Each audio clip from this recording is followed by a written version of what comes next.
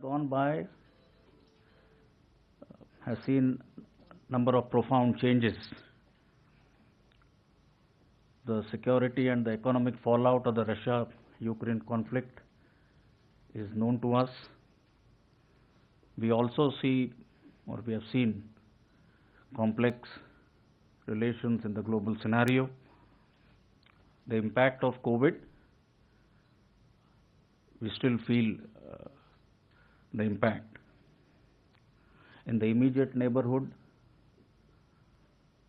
there are security challenges, and I don't have to elaborate on them. Last but not the least, what has come to the fore is the limitless potential of disruptive technologies. So in this backdrop, very briefly, if I were to summarize the situation along our borders, and I shall take the northern borders first, I would say the situation is stable and under control, yet unpredictable. You are aware of the ongoing talks, wherein we have been able to resolve 5 out of the 7 issues that were on the table. And we are continuing to talk both at the diplomatic as well as the military level. In terms of our preparedness levels, they remain of a very high standard. We have adequate forces, we have adequate reserves in each of our sectors to be able to effectively deal with any situation or contingency. You are also aware of the strategic reorientation or the rebalancing that we undertook some time back. I must mention that it is complete in every respect. As far as the situation in the Jammu and Kashmir is concerned, I think the ceasefire understanding, which came about in February of 2021, that is holding well. The cross-border support to terrorism and the terrorist infrastructure, however, remains. In the hinterland itself, we have seen some of the proxy tanzeems which have been indulging in activities or acts purely with a view to gain visibility and remain in the news. But what is heartening is the reduction or marked reduction in violence parameters, and the fact that the people of the state are partnering with the government in number of development initiatives. All this notwithstanding, we need to remain alert both on the line of control insofar as infiltration goes, as well as in the hinterland. In the northeast, the peace has returned in most of the states, and you are also aware of the denotification of disturbed areas in Assam, in Manipur and Nagaland. The economic activity and the development initiatives have yielded good results, and overall the dividends of the peace return of peace are clearly evident. This Army Day is also special in the sense that this is also the 75th year of our independence. So besides the Indian Army carrying out its primary mandate and role,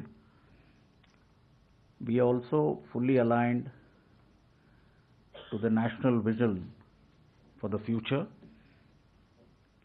and committed to achieve the national goals and objectives that have been set out.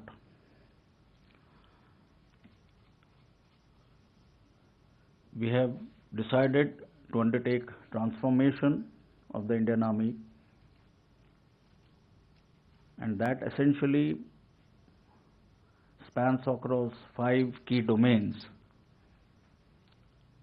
starting from force restructuring and optimization,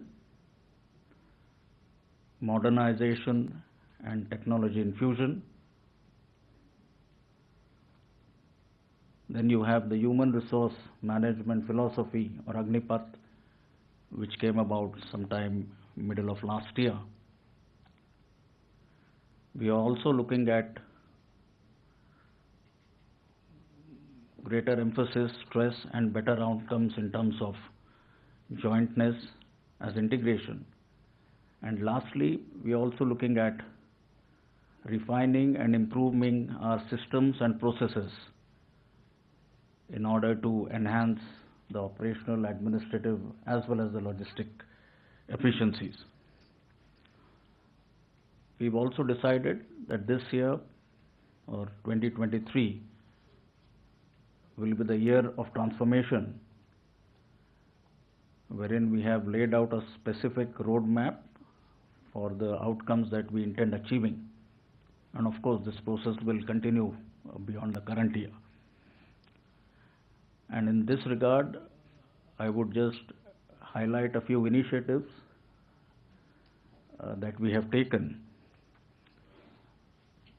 In relation to the Agnipath scheme, there are two key aspects that we are looking at. First is, we have launched the Army software for Agnipath automation at networking, or ASAN, which is a integrated software right from the Agniveer time that he gets recruited till the time he joins the recruiting centers, during his period at the recruiting center, and subsequently while an Agniveer is serving in a unit, till the time he exits at the end of 4 years or is retained in service.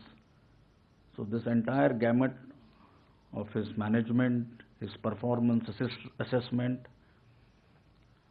a selection process for retention, all that has been encapsulated in this ASAN software, which I am happy to announce. When the training of the first batch commenced on 1st January, we have started using this software. We also have aligned to the project of digitization and automation, launched another software called the Indra. Now this is the Indian Army Data Repository and Access System, wherein, and most of you are aware, we have different regiments, and within infantry we have different regimental centers. So in this software, we will have all these centers of the record offices coming on board. So you have a central data repository of all our soldiers, officers, and JCOs available in a single window, which will essentially help us for better HR management and decision making. Now this again has been launched about a month back and is working well.